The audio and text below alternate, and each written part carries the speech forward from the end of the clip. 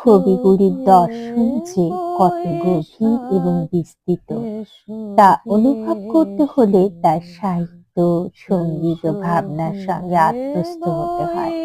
তার রচনা শুধু কাব্যিক সৌন্দর্যে মোড়া নয়, বরং জীবনের গভীরতম সত্যকে তুলে ধরার এক অক্লান্ত প্রয়াস।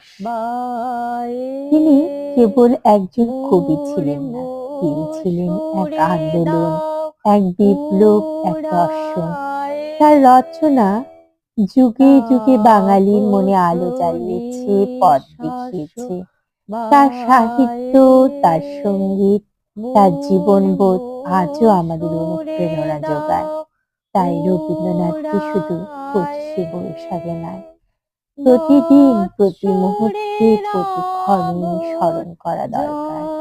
প্রণাম গুরুদেব।